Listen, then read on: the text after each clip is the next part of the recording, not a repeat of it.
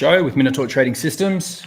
It's going to be myself, Kosta, the CEO of Minotaur, and Sebastian, our CTO. We're going to go through our weekly update. There's a lot to talk about today because the price actions is pretty interesting right now. So we'll dive into that. We're going to be answering your questions. We're going to look at some indicators. We'll probably be covering stars. We've got a good read on the liquidity heat maps as well, so we can take a look at what's actually driving the price now, and then also look at the trading system on maybe that we're currently using, so we can go over those. The white beauty man is in Italy, actually, so the time zones are completely. I can show that. Actually. Where is the white beauty man today? Yeah, he's in Italy. He's damming me up for us to find a new time to do this. So we'll try and get on a show that we can do on the Quantonomy channel with Giovanni, but we just wanted to keep up doing our own show as well, because I know a lot of people want to see what we're doing at Minotaur. So what we can start off with, I think, is there's actually a few indicators I want to talk about, and we can take a look at them first because I think they're really cool to talk about. The first one is the Fear and Greed Index, and we were just discussing this together. So maybe Seb, give us your thoughts on Greed Index being at 29. There's a bit of a whistling in the background. Is that you or me? No, it'll probably be me. Hopefully it doesn't last for too long. Is it bad? What is that? It's not too bad. What is it? Okay. Hopefully it's I'm pretty sure it's a vacuum, guys. Sorry about that. I thought maybe just some. Yeah. Anyway, cool. No. It'll just be my partner cleaning the house. So it's interesting with the Fear and Greed Index because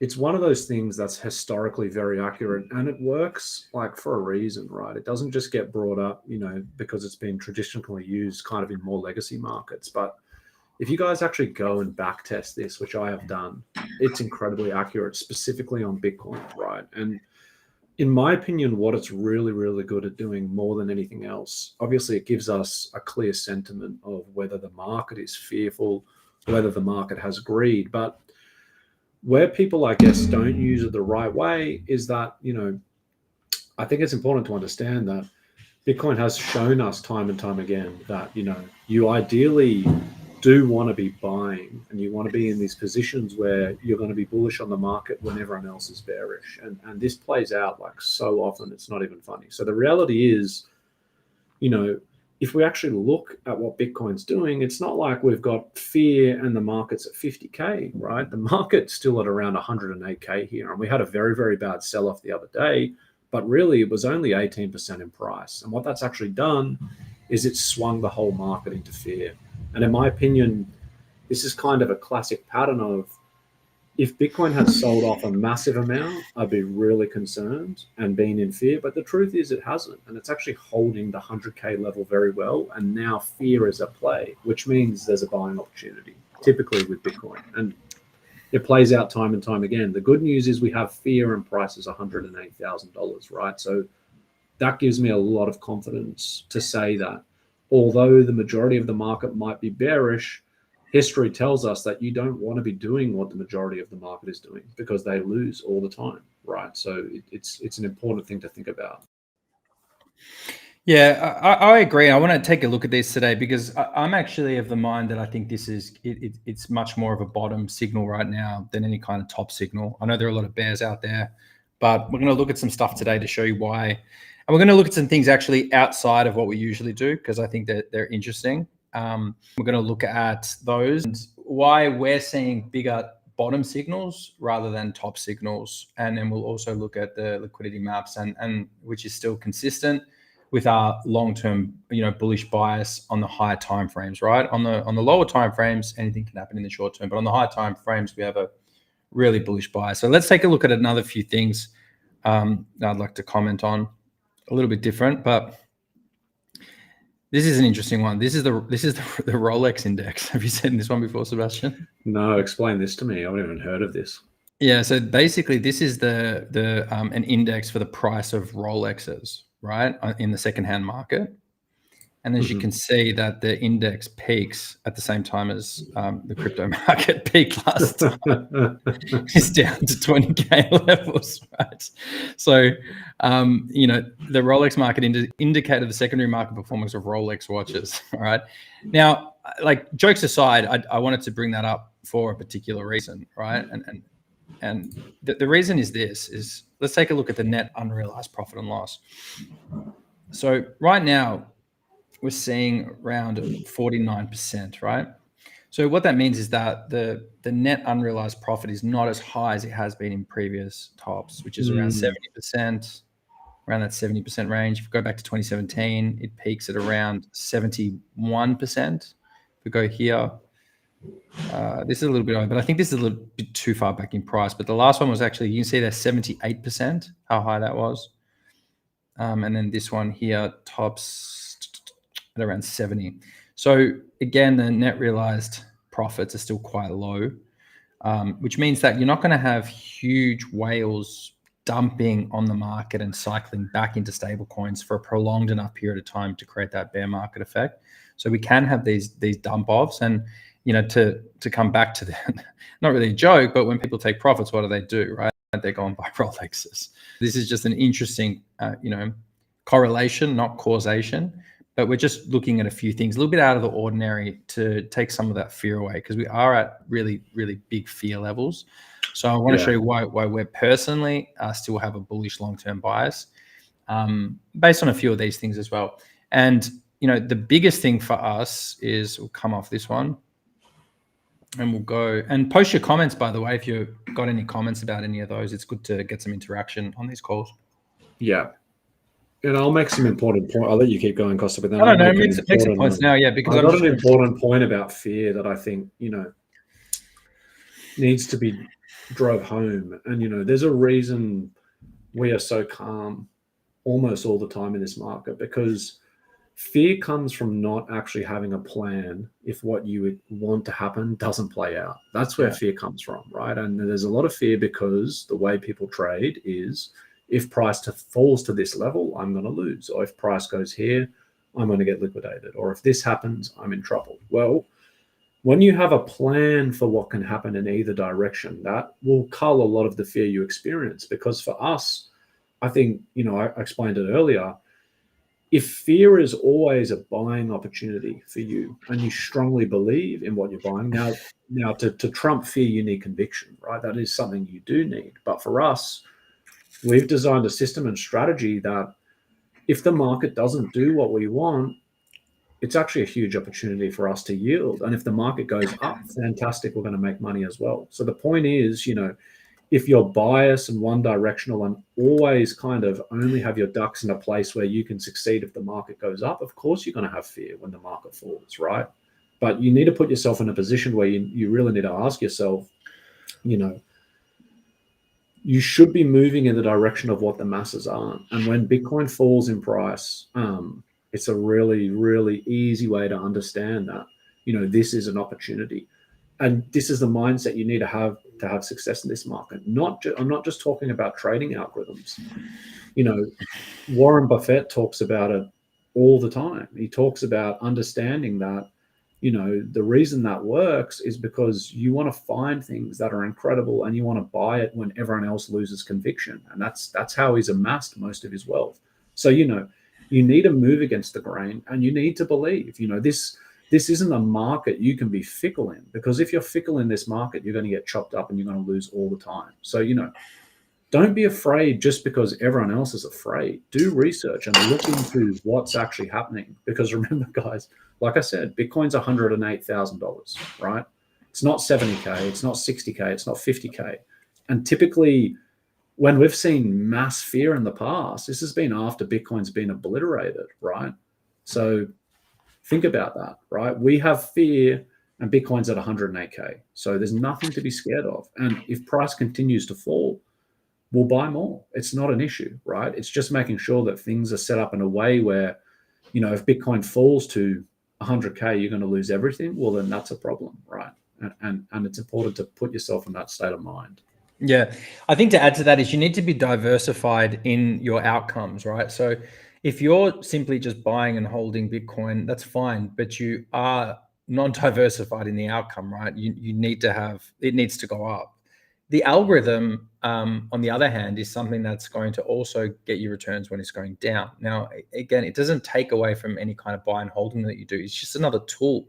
And that kind of tool, like, Jamal's saying here, the bot makes me feel so cozy when the market is going down. That's because you're making money when it's going down, right? You're hedged effectively now. If Bitcoin goes up, ultimately, that's when we make the most money, right? We're not relying on the bot to outperform Bitcoin's buy and hold. If we do, great. But Bitcoin is appreciating, like we know, following the power law trend. Like that's really all you need. The bot is going to just add fuel to that, right? And it's also going to give you a lot of, some of those returns when the market's going down as well. So, as you can see, it really makes you so calm and relaxed because, whatever happens is you're going to be generating some kind of returns from it. So I wanted to have a look. Here's a question for you, actually. Sebastian, someone said, I'm going to incorporate the questions as we go because I think it makes it a bit more interesting. How does fear translate into price going up? I agree with long-term trend being up, but just want your thoughts on fear to price.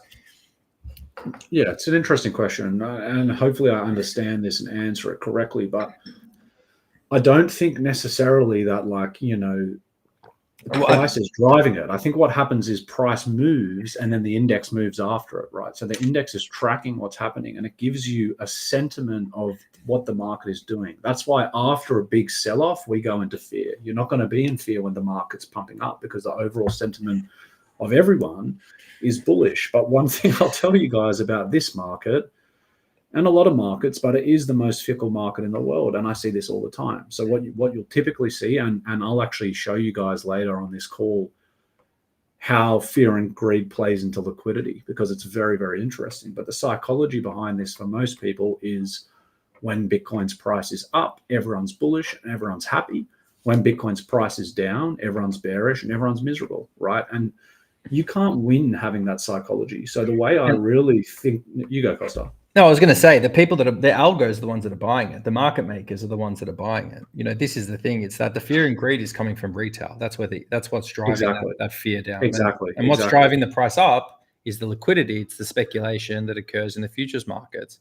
And that liquidity is building up and the price is being moved by the market makers and the liquidity and the people balancing the books. That's what's going on. Right. So we've got retail sentiment creates the fear. But the price is going to move up based on the liquidity that's being taken, right? So people are shorting, and we'll take a look at that shortly as well, because that's really there is two. There's I always like to think about it and people don't see it this way, but there really is two markets, right? Now it's the same market. Everyone's trading Bitcoin, but you've got people who are liquidity providers, market making strategies, book balancing strategies. Now, people who do this, they win all the time because they inherently understand the psychology of the other market, which is the retail traders playing the market. And the retail traders feed directly into what the market makers and liquidity providers need to have a robust business model.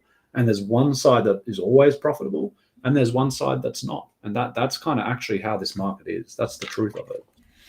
Yeah, that's right. Let's jump into the algorithm, because we actually took profit on our larger TP, and I wanted to show that because we haven't looked at it for a while. Well, here we go. So we entered the trade at around the 7th of October. So why would you run this one? Well, this one's really good. It's more of the swing bot. It's got 5% TP. So it's going to be a little bit slower, but when it does take profit, it's going to take a really nice profit there. That one's got a 5%.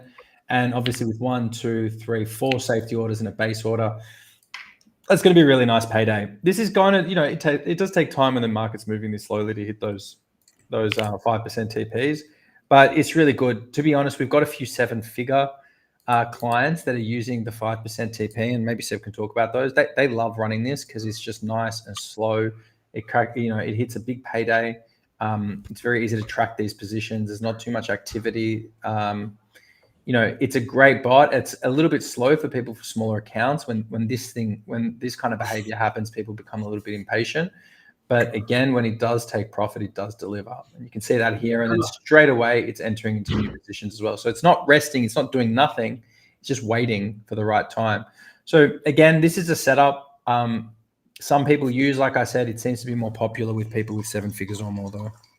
Yeah, the reality is though, like it is just as profitable regardless of the account size. I really believe that the speed of it is always a perception of the user, right? And I think it comes from a couple of different things. I think one of the first issues I see in this space is people wanting to come into the market and get an understanding of how much can I make every month? What's the monthly return? But this isn't a rental property. We're trading a financial market. And financial markets, you need to look at returns based off of averages, typical annually, right? So if you want to have success, you've got to put yourself in the right state of mind to run something like this. The reason 7 figures, or the reason people who have 7 figures like this in our community, is because they can set it up and go about what they normally do and come back and turn profit.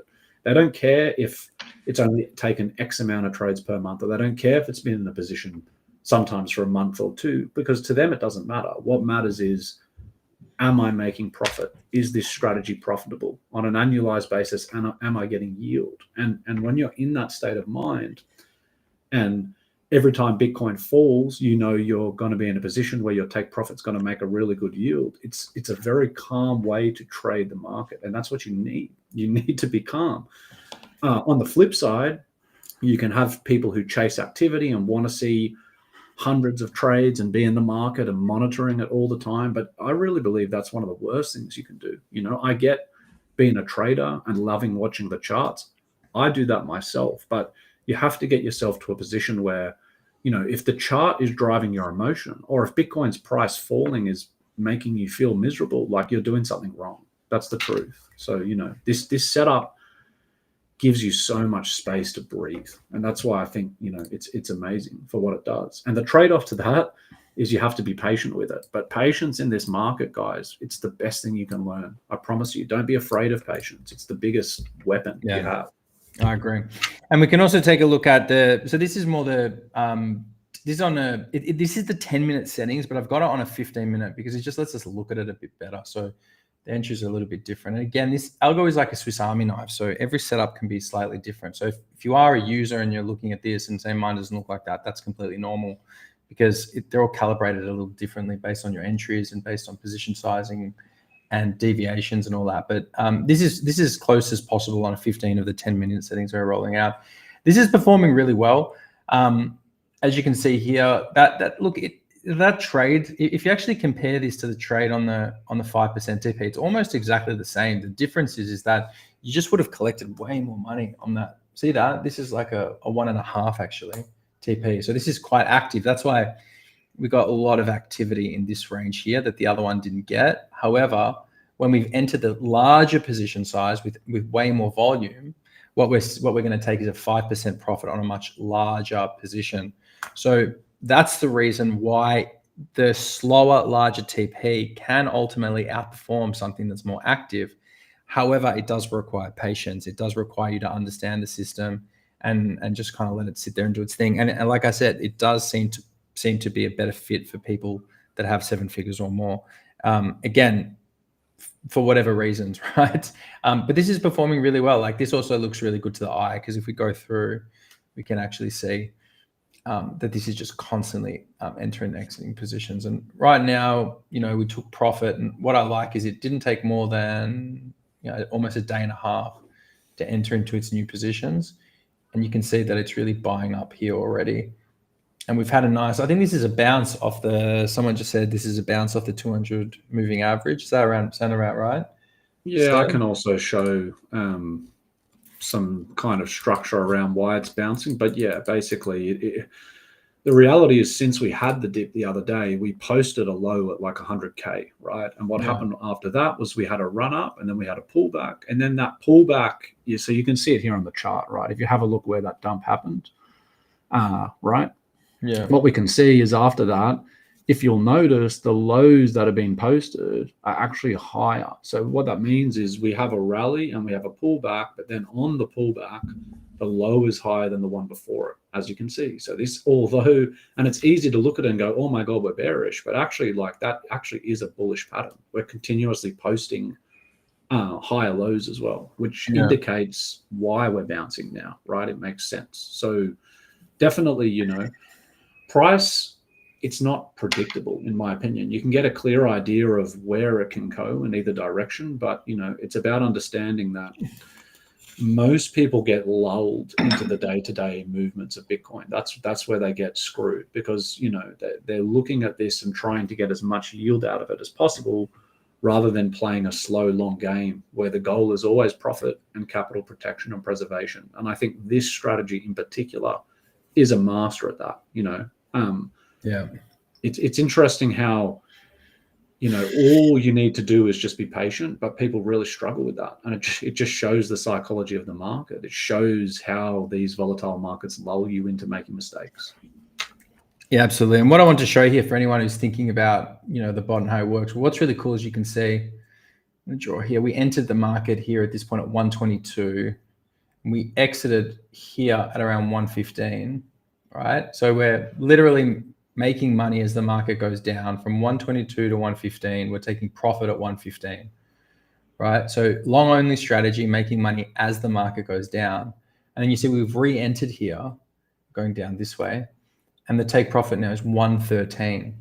So what you can see here is that we're able to literally walk the price down. A wick off cycle means there will be a rally at some point. We're going to take profit and then we're going to walk the price down. And what I'm trying to say is that if the price continues to crash, this is what Minotaur is going to do, right? Just to give you an example. I'm really good at drawing, but let me show you. Yeah, here, in theory, it's going to go like this, let's just say, and then go bang, take profit there. And then what do? We just keep walking this price down. Keeps crashing. I wish I could do this a bit faster, but I think you get my point. Let's get us down to, you know, 81K. We've taken profit here at around, you know, 97, and then price goes down further, and then bang, we hit here. Effectively, what we can do is we're walking the price all the way down to 0, and we can also all the way up to, you know, 1 million plus. And that's the power of this strategy. By being defensive mostly, this is what we're able to do, right? If you had an offensive strategy, what tends to happen is you enter trades with stop losses, enter trades with stop loss, and those kind of algorithms, the wheels tend to fall off, because what eventually happens is you just get chopped up. Whereas this strategy is defensive and it's prepared for this kind of action. But if this doesn't happen, we're still going to print when this happens. So that's just a real simple description of our strategy. And you know, the reason why we work with the power law and Giovanni is because this is able, I'll just stop sharing that because I've made it so messy. The reason we work with Giovanni, and I'm going to bring one of his, but he's not, because he could show you guys this and he's much better about talking about mine. But the reason is this power law support. So Giovanni has provided us with the roadmap and the keys to managing our risk. So again, you know, we're using this purple line to manage our risk. So what I just drew you on the charts looks something like this, right? So we're always calibrating them to deploy funds all the way down to power. And again, that doesn't mean we would get wrecked. It would just be the first line of defense. And as traders, there's lots of strategies that you can do. You could initiate a stop loss at that point. You could do a hedge in order to create a sort of a pillow, so it just becomes neutralized. You could use options to cover the position. There's lots and lots of things that you could do. But remember, if we're getting out on these rallies, we actually don't need to defend the power law. The only time we need to defend the power law is if this happens. Again, this is so unlikely. You know, and basically Sebastian spends all day and night running simulations and testing settings that survive the worst situation that can happen. And it hasn't happened historically, but we basically don't assume it's not going to happen. We're assuming it can happen, and that's how we set up our settings. And that's the other thing. Like we actually assume that it can happen. We assume that like the worst can happen, right? So you got to be prepared for everything, and that's why we're calm when we're on these calls, because for us, where Bitcoin is right now is not even, guys, like, you know, we're looking at slither of being worried yet. We're looking at 45K in a straight line, and that's when we're going to start to sweat, right? If this just walks down like this, you know, we're not even worried, because by the time we have a crash down to parallel spot, we probably entered here, which means we can probably survive all the way down to 22K here. This is the reason why this works so well. Yeah. It's that, and I made that point before, right? Like, you're only fearful when price is doing what you don't want, you're getting scared because something bad is going to happen. But when if price falling is what you need to make money, it's very difficult to be upset.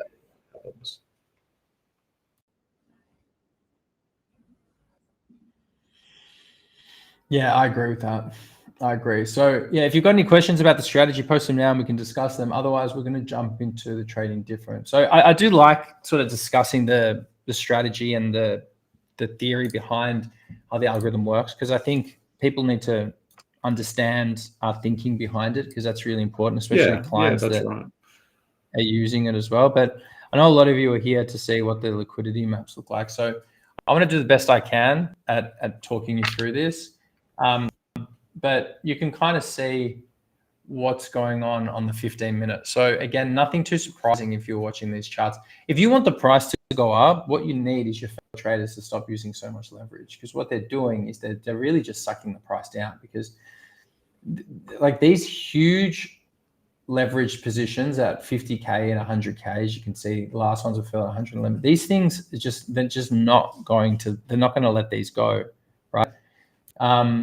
They're going to take this leverage out until they literally dry up everything. And maybe this is one of the reasons why this bull market is so muted right now, is because they just you can see how heavily they're building up so quickly. And last week we were looking at almost the same thing, but within minutes, these pools are building. Now what's happened today? You can see there's barely any of the 100x liquidity below 105, and we've taken the red hot spots here. We've taken a big chunk here. There's possibly another one down to 105. We have a look at the 50x as well. We could probably go as low as 104 if we're looking at this chart. Yeah, but that seems to be around the bottom there. What are your thoughts? Yeah, I'm of the belief personally. I'm of the belief personally that we're probably going to be ranging between around 100, 105K up to 120 for a little while here.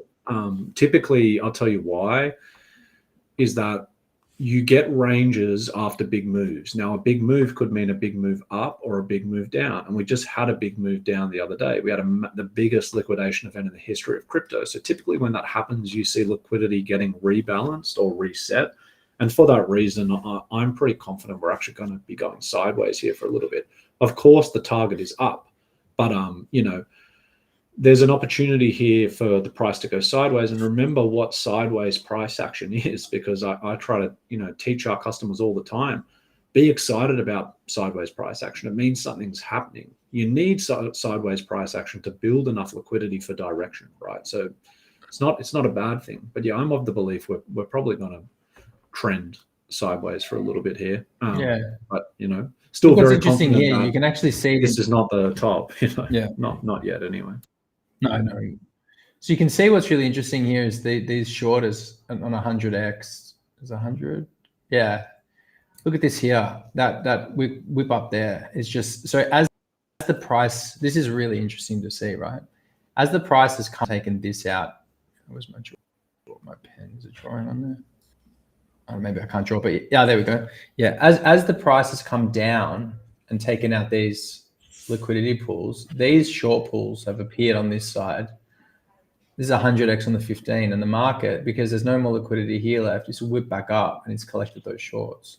So you can kind of see that happening in action right now. Like we're moving a 109, it's just hit the top of that pool there, and then we're already seeing the printing of a red candle right next to it. So that's basically what's psychology, Kosta, is interesting, isn't it? Because they'll wake up, right? They'll wake up. This is what people do. And this is why this works so well, is that they'll wake up, they'll see Bitcoin is down, they'll go bearish, and they'll start placing short positions because the price is down, which gives their makers all they need to take them out, because they're going to go high with leverage, hot with leverage. The price is going to go back up. And then guess what? All the people that were bearish are now bullish because the price has gone back up, and they're going to start going long, and then price is going to go against them again. It rinse and repeat happens all day, 24/7 on every time scale. And that's how they make money, and I think that especially on the lower time frame, every move is like a roll of that roulette table, and the dealer's just taking in all the chips. And we can take a look at the larger maps as well here, again showing a bottom of around 103. So again, if it goes that far, it doesn't look like much below. But if we go, so this is what's happening on the lower time frames. We'll move out to the high time frames because we want to see what the projections look like. And that was 15-minute there, Dan, that particular one. Sorry, that code's in the way. This is the daily. So let's just take a look at what the daily's saying. And we'll move it out. Yeah, so again, not much to see here, actually, not too much to worry when you see that these huge pools have already been taken out. There's this tiny little thing here again at 105. Again, that could possibly get taken out because we can see that on the 15, which it very well might.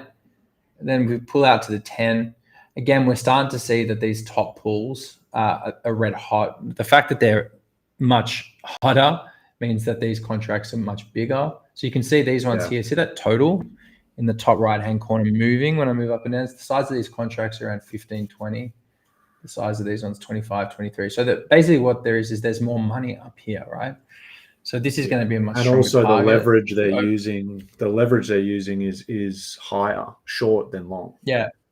So we can see on the 3x now, if we add that, the total is like 57,000 there compared to 2022. So there's basically 2.5x more money to be made by the price going this way and liquidating these people than for it to go this way right now, right? So if you're an algorithm or a market maker, what you really want to be doing is just building this up still, because the more that comes into this pool, the more money you're going to make. So the longer it's going to take, the better. And then again, you're going to want to whip up, you're going to wipe it out. And then of course, this is going to build up, and then eventually going to come down and take it. And this is what I see happening. Happening. Right? This is the point, Kosta, that both players, long and short, are going to lose. Both. Yeah, that's exactly right. So both, yeah, correct. So what you need to be doing is you need to have some kind of price agnostic strategy that's going to make money when it goes up, make money going down. Exactly. To be honest, it needs to be algorithmic, because 99% of this market is algorithmic. So you want to really fight a machine with a machine. You don't want to take a knife to a gunfight. Yeah, that's right. You don't want to take a musket when they've got SMGs. You're in trouble. And what's interesting is that from that chart before is that actually lines up with, let's call this,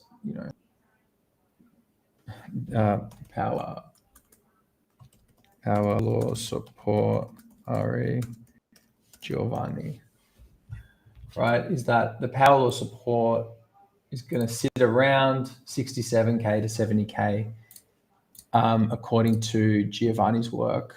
If we have a look here, you can see it there. Yeah, the price here at the end of that is around 60, almost exactly. So again, I don't know, is this a crystal ball? Maybe it's the closest thing as we get to a crystal ball. But this tells a story. And to be honest, it really doesn't make that much of a difference to us. The reason we do like talking about it is because it's interesting, because we look at this stuff all day, and also because we're going to be rotating, or I'm going to be rotating some of my Bitcoin into stable coins for a few reasons. By doing that, I'm going to be able to have bigger algorithms. So my wallet size on my algos will be a lot bigger, because I'll be trading with USDT and I won't have to discount the Bitcoin. And secondly, I do intend to sell at the top and buy at the bottom, just in order to increase my overall Bitcoin position, because I don't have as much Bitcoin as I want. And I'm pretty much a full-time trader, so I'm willing to take that risk. Again, I don't recommend that to everyone. It's definitely a strategy you can use. Yeah, and I think that's an important point. Kosta is making the point that we are traders, because I want to tell everyone now, like, we are almost arguably Bitcoin maxis, right, to a degree. But there is, in my opinion, still some issues with being 100% a Bitcoin maxi. And the issue is this, is that you can't be so biased on Bitcoin's price and belief when you're being a trader, because being a trader does, you need an element of a level head to actually succeed doing that. And even directional Bitcoin bias can eat you up. So although we are big believers in Bitcoin, it's the only asset I spend my money on. At the same time, I'm not so blind to say that Bitcoin is like what a lot of people were saying a month ago, is that Bitcoin's never going under 100K. And now that we're here, everyone's now saying Bitcoin's dead. So, you can't be on extreme sides of the spectrum. You need conviction. You need to understand what you're doing, but you also need to understand that Bitcoin can go up and it can go down. And you need to be prepared for both scenarios. And when you have that, you'll taste success. Without that, it's very, very difficult. Absolutely. I've actually got a question here from Dan. He says, how does the 5% take profit differ from the 7%? And I can actually show you. Show him. You show him, Kosta. No, you can explain it, but I'll bring it up because the trailing actually, so you can actually see what's happened. But you can talk through it, Seb. But here's an example. Yeah, well, this is a hard exit, right? Is this a hard exit? Because it looks like it took. No, it's a trail. You can see. Oh, it's a trail. Okay, sorry, I can't see that well. Okay, so I'll explain the difference to you. And this is the thing with our system, is there's so many knobs you can twist and turn, and all of them have different effects on how you trade the market, right? So this is the beauty in what we do as well, guys. Like, really, you have a tool that you can do whatever you want with, and you can customize this to suit what you like. This is what's so empowering about this tool. Now, if you think about the key differences between a hard exit and a trailing take profit, I'll explain them to you. One is going to give you the ability to take profit as soon as your line is hit. Now, there's advantages to this. The first advantage is, one, you're going to be liquid in the market, and you're going to have the ability to now pick up new positions at a different price. This is very important. This is what we aim for. But by setting your take profit as hard, what you're gaining is being liquid and being safe. But the trade-off is you may not actually catch the whole trend. So everything in this market, including this system, right? This system isn't perfect. There's give and take for every single thing you do. If you decide to use a trailing take profit instead, the downside and what you sacrifice is that your take profit might not always hit when price touches the line. The reason is it's got a trail built in that will follow the trend for as long as possible before it reverses. So you have to ask yourself what you prefer. Would you rather get out of the market, be liquid, and then look for your next trade? Or would you rather capture Bitcoin's natural price movements and ride the trend for as long as possible? They both have pros. They both have cons, right? So that's the beauty about what we do. That you can really build this to do what you like, but it's just understanding when it comes to those things, those are the key differences. Now, someone who's more of a swing style trader, who's happy to sit in positions for months at a time, like myself, I couldn't care if I was sitting in positions for months. All I care is that I'm making money, right? That's my mentality, but that's not the mentality of everyone. Someone who needs to see more frequency and needs to be more liquid in the market for them to feel good, they may need to run a hard take profit, and that's fine, right? It's about setting it up in a way for you to succeed, because what helps me succeed may not help Joe succeed or Jude succeed or whoever, right? And this is the important thing. This is not a tool to follow the leader either, right? I think having a little bit of individuality and uniqueness in how you set this up can really benefit you, because you need to run this for you to succeed, not for me, not to Kosta, not for anyone else. And that's an important point. Yeah, that's a really important point. I'll double down on that. That the algorithm, when you become a client, can be customized to how you want to play it. So this is just another one of those tools that can help you.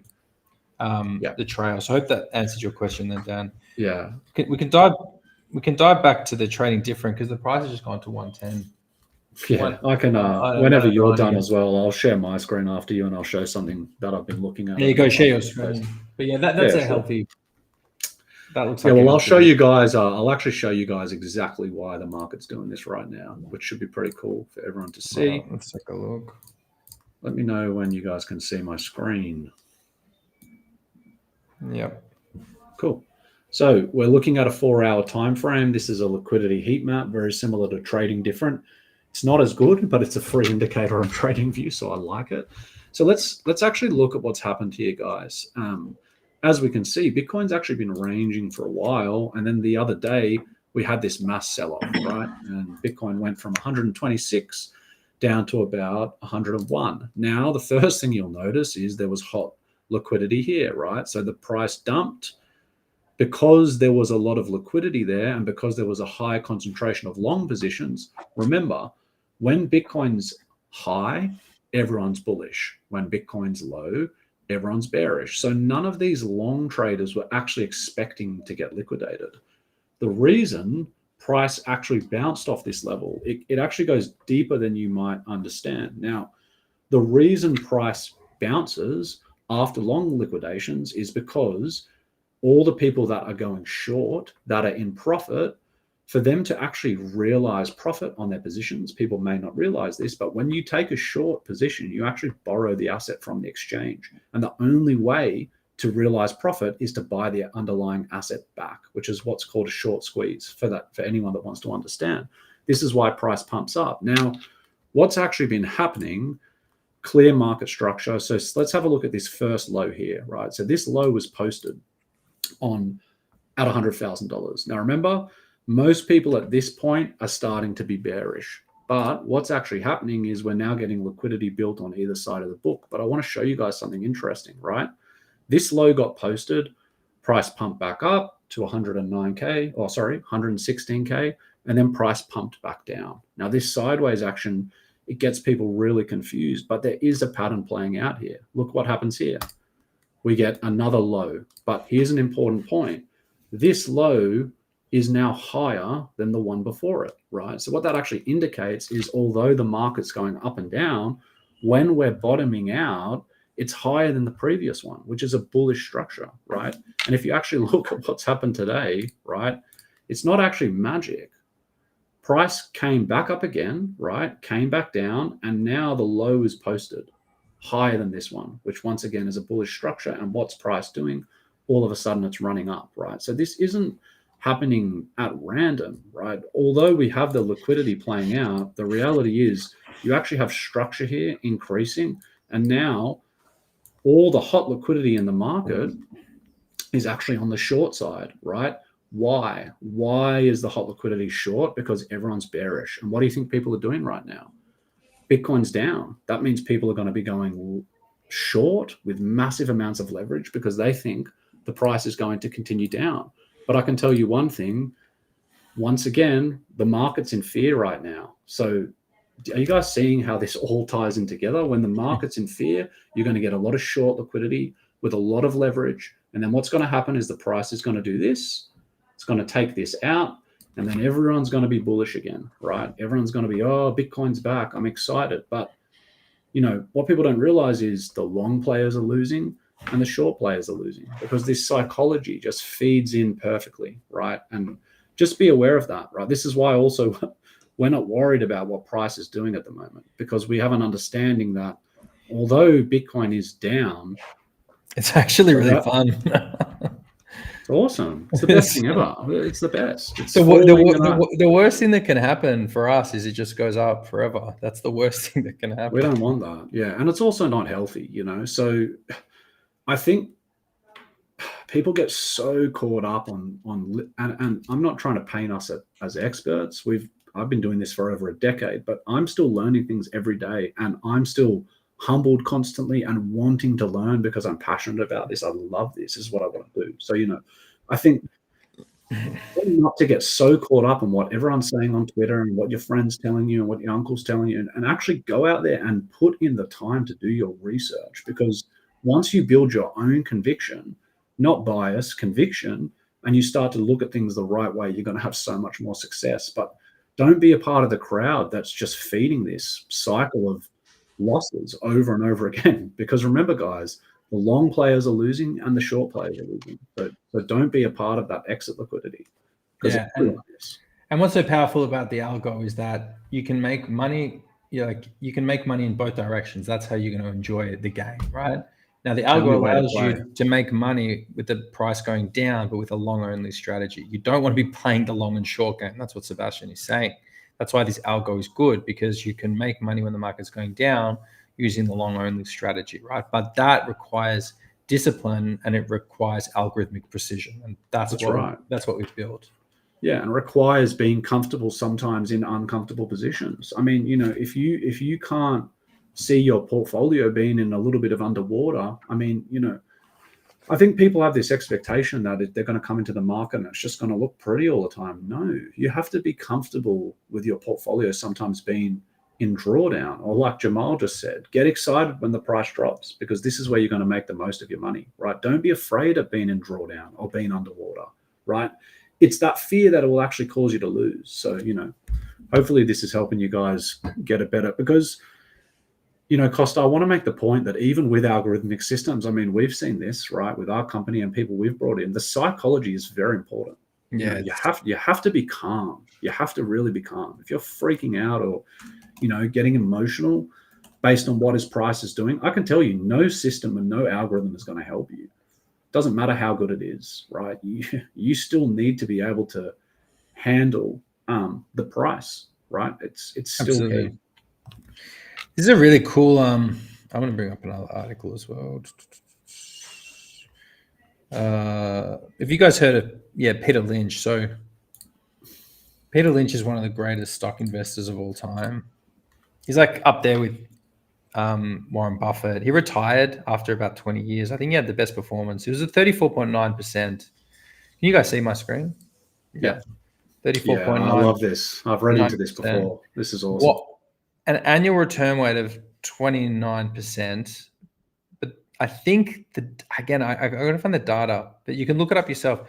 But I'm pretty sure it was over 60% of his investors lost money. And he's like the second or third greatest investor of all time. How does 60% of people that invested with him lose money?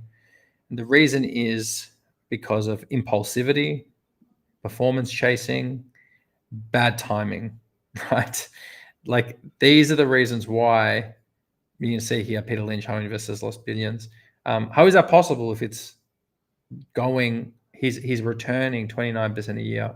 Many investors lost money due to emotional trading and following the crowd. So it's just a really important point that even with an algorithm like ours that has a 95+% win rate, if you're emotional about it, you can still be your worst enemy. It's really important. And we've seen it over and over and over again. Like we've been running this algorithm for a couple of years, and somehow there are still people that will figure out a way to lose money. And the only way you can lose money is if you get involved, you're over emotional, or you're greedy and you over leverage, right? Maybe you can talk a bit on that, Sebastian. Yeah, well, it's just, I wish, and I think, it's important because we come on this show every single week. We show you guys exactly the trades we're taking, exactly what the algorithm's doing. I mean, we've got hundreds and hundreds of clients that are running this as well and doing this with us. And we're not here to hide and not be transparent. And I wish I could tell you guys that every customer that's ever walked through our door has been successful, but it's not true, because the reality is, like I said, we've got a tool that's incredible and it will work, but you have to allow it to work. You have to allow it to work. If you can't, and sometimes, I'm not trying to point fingers and blame people, but this market isn't for everyone either. No, I think that's the biggest point. That's the biggest point. It's really not. And but the thing is, Kosta, everyone wants to make money, but to make money, you need to take risk. And the question is, when you take that risk, are you able to weather the storm? And for us, it's not even really a storm. It's a little bit of drawdown, but even that freaks people out, so that's the point. Just understand that it is going to require more than the best tools in the world for you to have success. You got to get out of your own way, and that's okay. That's fine. Do you guys think I'm any different? Why do you think we built this system?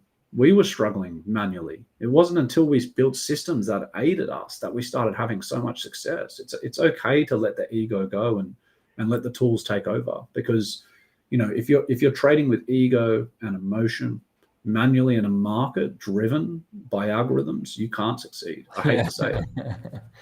That's very true. It's very true. So anyway, we've got the tools. If you're interested, use let me get my thing. There you go. Schedule a call. I know most of the people on this call, I think, are clients anyway. Because they are. It's awesome. That's fine. Maybe in 2 years' time, we'll have a bit more of an audience. But that's right. That's fine. We're building here. We really are building for the future. We're not thinking about clout or any of that crap. We want to get information out there that that's going to help people understand this market, and have success, because it's so hard. It is. Anyone that really is open and honest with themselves. A lot of traders will tell you, oh, it's easy, but if they're actually open and honest, trading is one of the hardest things in the world, guys. So Yeah, it's it is, okay because for it to take time. it actually combines so many different things. From you're going to need to have a philosophy, which is almost strategy. You need to have psychology. You need to be able to take risk. You've got to be able to manage risk. You've got to understand numbers. There's so much to it. It really is a high level. It requires a high level of performance to do well. So any tools that you can get to help you are great. But yeah, just working on that psychology is really important, and it comes from time. Like, the reason we trust the algorithm so much is because we've run it for so long. That's the most, I guess, that's why we sit here when the market's dumping and we are so relaxed, because we know exactly what it's going to do. And as a client, you really need to come, what Dan is saying, attending these meetings is really the best thing, because you can just learn faster by listening to us talk about the strategy, because we've built it. Now it's yours. But you will learn from hearing us talk about it. Yeah, it's long-term wealth creation, guys. I mean, we're sitting in the most incredible market and environment for building wealth that has ever existed. You just have to be patient with it. Nothing that's good comes quickly, right? Even I was reading something insane the other day, doing data analysis research on some of the best DeFi traders who turned the smallest amount of money into the most amount of money. Maybe I'll show you guys this next week, because it's jarring. And what it actually shows is most of the people who took like $1,000 and turned it into 10 million lost it very, very quickly after that. Yeah, because they made it too quick. Yeah, and then they thought they had an edge on the market, yada, yada. The market will always get you. So, the point is, try and block out the noise, and it's okay to be on a journey that takes time to get to where you want to go. I mean, that's actually a beautiful thing, so don't get caught up in trying to do it quickly, because that's not the answer either. Yeah, and that's another good point, is that we've gotten to the point now when we talk to someone and a client will say, oh, look, I want to make more money. And we actually say, if you want to make more money with the algorithm, you need to go and find more money. The solution is not to make the algorithm more aggressive. Exactly. And put yourself in a position where you're going to be at risk. The solution is just to have a good business, have a good job, have good savings, and just be able to put more money slowly into the algorithm. And over time, you will make more money. The solution is not to be more aggressive and to take more risk. That's why what we do is extremely conservative. This is why we work with Giovanni, and why people like Giovanni trust our system. And probably one of the reasons why we don't have that big of a following at the moment is because we're not promising moonshots in 12 months time. This is a serious compounding machine, and it will take time. But people like Dan here, it solves a problem for them. They don't think about manually trading, and they've got our algorithm now, which does it for them. Yeah, we don't. I always think about this, but we don't actually give people what they want. We give people what they need. Yeah, that's exactly right. We don't give what. I wish I could give people what they want. I wish I could tell you, here's how you turn $1,000. Well, the thing that's funny, Sebastian, is that a lot of people don't realize that you could make people like 20% a month with the algorithm. Yeah, you could. Right? But the problem is, we know what's going to happen. One day they're going to lose it all. Exactly, and maybe actually, Kosta, because I think we've had a lot of fun today. Maybe as we do these sessions when it's just me and you, we can do some hedge fund research for people, just to show people things that have happened in the past, right? Where funds thought they couldn't lose and the wheels fall off. I mean, I did a video on that as well. Yeah. I mean, Kosta does some amazing content, guys, on that sort of stuff. But don't fool yourself in thinking like, the funds that are out there and the big players in the space are experts, because most of them actually have no idea what they're doing. That's a jarring thing to learn and understand. So, you going out and putting the time in to research and understand these skills, hey, I think that's 1,000,000 times better than investing into a hedge or mutual or trust fund, because, you're going to be learning and you're going to get an edge if you're willing to commit the time. I agree. And you can check out this video here. This is an amazing video. This one here as well. So, they give you a bit of an idea of that. We had a good question here. We got a question. Yeah, this one here. Yeah, what's the every trade platform? Do you want to just funny funds? I don't know what that means. If you're talking about our upcoming software release, I think, is that what he's talking about? I don't know. We'll have a look. Yeah, I'm not too sure. The too aggressive set. Yeah, what could I'll tell you what could happen. You get liquidated. It's that simple. Yeah. You will get liquidated. Actually, if your settings are too aggressive, what will happen is it'll do well for a short, even a medium amount of time, and then eventually it'll get liquidated. That's just what happens. That's right. And I hate to say this, guys, but like, it doesn't matter how good of a run you've been on. If the end result is liquidation, it was meaningless. It meant nothing. Yeah. Right. And that's not me being harsh. It's me just saying, the tortoise always does win the race, like all the time. Now, I'm not saying you can take our system and become an expert at understanding liquidity and how to manage risk. And you actually can take on risk and do really, really well. But the point is, you need to really understand those mechanics. And also, that's what Marcus does with the trading desk. He's pretty amazing. He's not here to talk about it, but there is things you can learn as well. Yeah.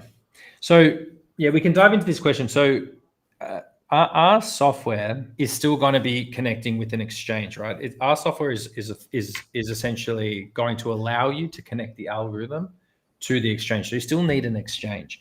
However, the solution that we're going to have firstly is so you can't get around using an exchange. You're going to need either an exchange that's centralized or a DEX. Now, the DEX solution is going to be with Hyperliquid, and it's going to happen. It's probably not going to happen until Q1 or Q2 of next year, because we're working firstly on a centralized exchange, which is a really good exchange. We haven't made an announcement yet, but it does allow you to create an account without KYCing until you want to withdraw more than $10,000 a day.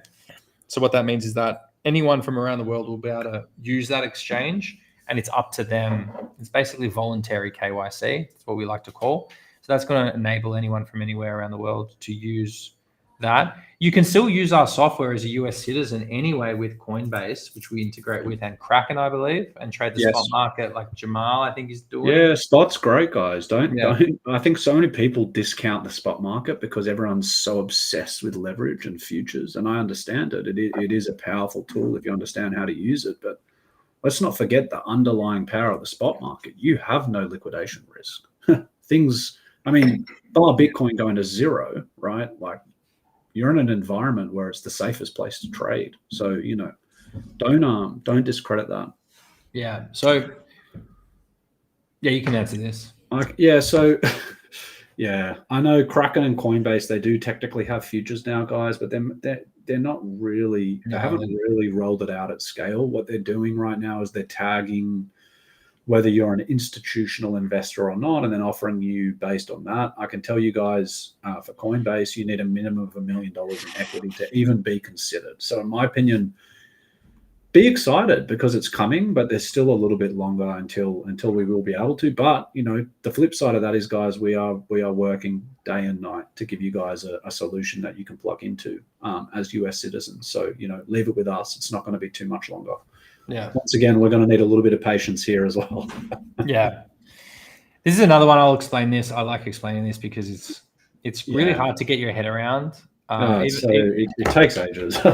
Even for us. All right. So let me show you something. Leverage doesn't really matter when you're using a unified trading account because it's a cross-margin account. So what that's taken into account is how much have you got in your account and how much have you deployed, right? That leverage that you're actually using doesn't really matter. And the reason I'll show you, have a look at this setup here. I'm just using a $10,000 wallet size. You see, I only need 9,146. I'm using 10x leverage, and these are my position sizes. If I come here and I change the leverage to 3, you're going to see none of the, see the liquidation at 55. Just keep your eye on that. Okay, so with that safety order, I actually will need to use, but see how the liquidation level hasn't actually changed to 55. It's just by using more leverage, we distribute the capital differently. So having a larger amount of leverage allows you to use less of your own money in the trade. So if I put this to 5x, it's slowly getting it up. This is why we usually suggest 3 to 5. And what we would do in this case if someone wanted that is, but again, the point that I'm trying to make is the liquidation level is not changing. And the money that you pay is based on the actual size of the positions, not the amount of leverage. Yeah. So in this case here, by using more leverage, it doesn't actually increase the risk. It just increases the decrease the amount of capital that I need. Sorry, Yeah, and that's a psychology shift as well, isn't it? Because the average brain thinks of leverage as a way to amplify risk, where we use it as a way to use as little of the portfolio as possible to grow the total allocated amount. It's a psychology shift. So 10x works really well. As you can see, it's the easiest way to actually fill it.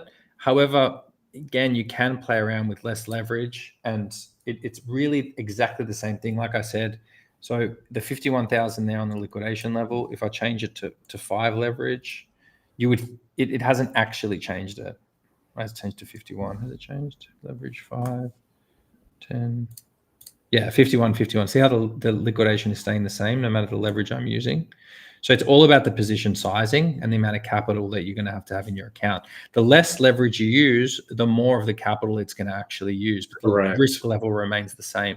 It takes a little bit to think about to get your head around that. But this is why also when you're trading spot, it does often at times require a little bit more capital because you don't have the ability to use leverage, to use more margin, you have to use the total balance. So that's something to think about as well. Yeah, so it seems like it makes sense. So yeah, it's an interesting one. So some people feel uncomfortable running it with 10x, and I get that. It actually makes no difference. You're just going to have to make sure you've got more capital there to deploy. Again, the risk level remains exactly the same though. So. Yeah, I would say the only time, like what can happen, I would say, like what we're trying to say is that, when you use leverage like this, it's a powerful tool. And once again, you can use more leverage and doesn't increase the risk, but we're not saying to go and use 100x, because when you use 100x, even with this methodology, the exchanges can force liquidate your position. They don't like it. Yeah, they don't like it. So it's a little bit too. The numbers move too quick for them. Yeah. So we're not saying to go and use 100 or 50x, but the point we're making is that when you use leverage like this, the difference between 3x and 20x, depending on your balance, is actually nothing, which is very interesting. Yeah, it doesn't increase the liquidation risk because you're using a cross margin account. So just think about it. If you've got 100K in the account and you enter with a 5% position size and you use 10x leverage or 3x leverage, the liquidation level is based on the 100K of the account, not of the amount used in leverage. The leverage is just saying how much of my own money am I going to use to deploy that 3%, right? 1/10 or 1/3. Exactly. That you said it perfectly. There was one question, Kosta, I wanted to answer. He asked it before, Brian. Sorry, I know we've taken a while to get to it. No, sorry. He said, how does the fear and greed index, is it mathematically derived? Where does it actually come from? I think that's a good question. So it comes from a number of different things. First of all, it's volatility, right? So it measures the volatility and compares it to average values. It also looks at the market momentum against the volume, and it uses social media sentiment as well. And lastly, dominance. So it actually tracks like Bitcoin's dominance against the overall crypto market. That is a chart also that no one looks at. I can recommend you guys to please go take a look at that because it's very telling. And it tracks the market cap denomination and the distance between Bitcoin's market cap and the rest of the altcoin market. So there's 4 or 5 different things at play that drive that fear and greed index for Bitcoin. But social media is one that is tracked as well, which is why it works so well. Because, like today, I mean, the whole market's in fear. Now Bitcoin's pumping.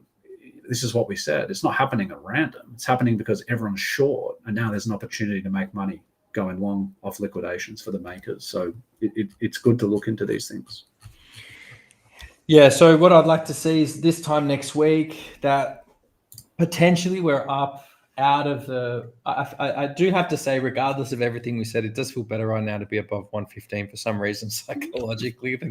I'd just like to be a little bit further away from 100 because I do want to see an exciting end to the year.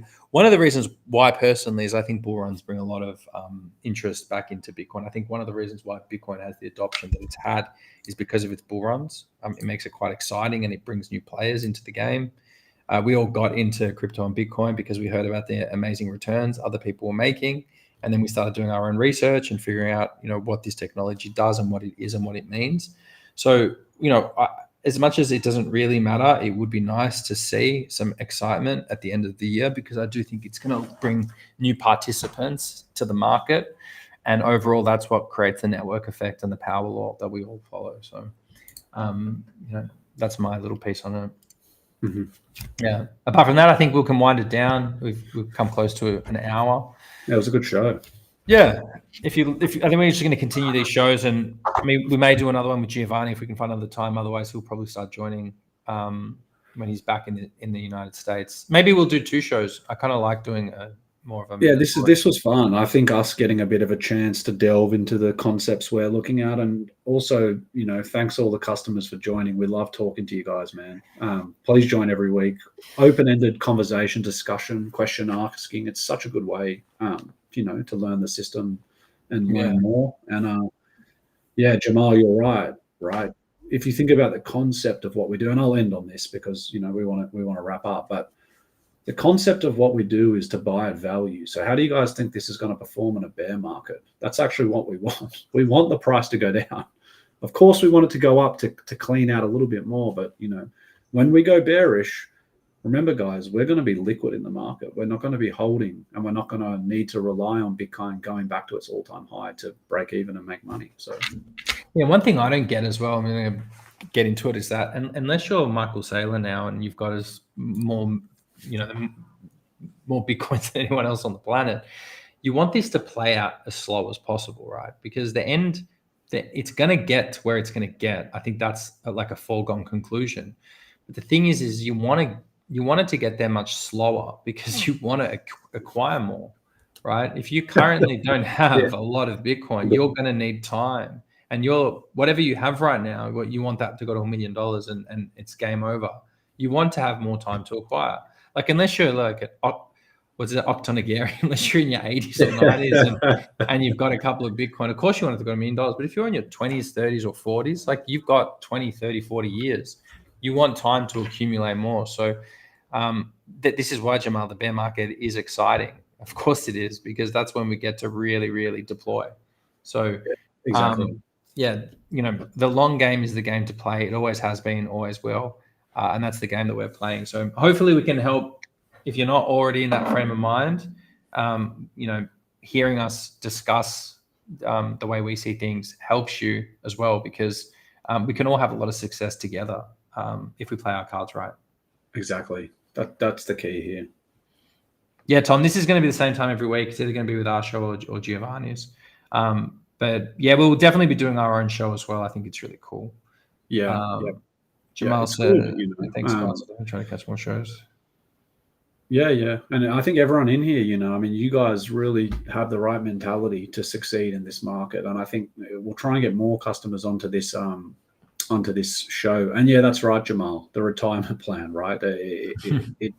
But like, I'm not saying it's going to take you forever, but you need to be able to see into the future. If you're short-sighted in this market, you're exit liquidity. That's what I always like. And just to add to that, if you've got $1 million or more, it's not a retirement plan. It's a do whatever you want plan. We've got clients with more, 7 figures plus, and these guys, you can tell them, Sebastian, what do some of these guys take profits? How much are they clearing sometimes? Yeah, well, we've got clients who make like $200,000 a month just every time.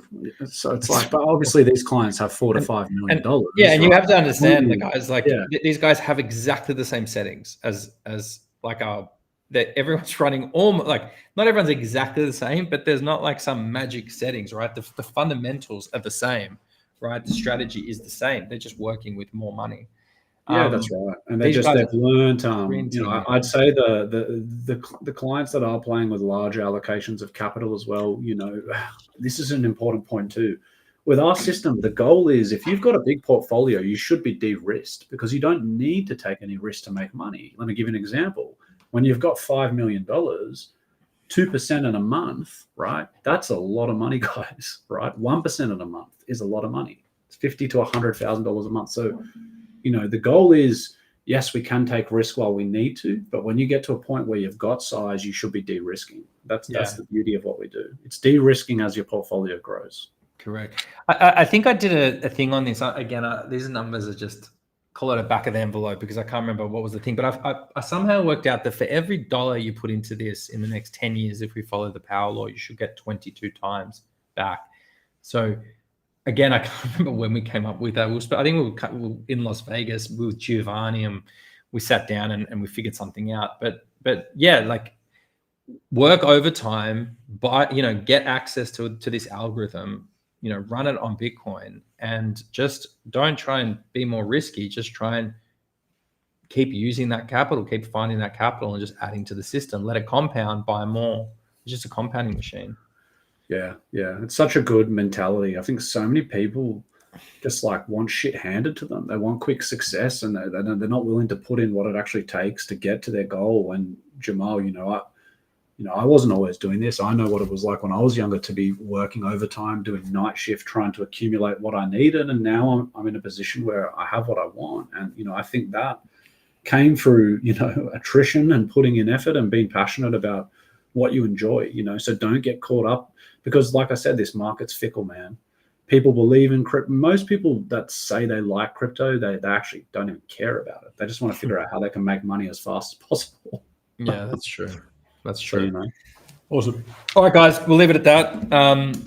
Thank you for joining the show. And yeah, we'll see you this time next week, 5:30 p.m. Pacific time. Thanks, guys. Cheers.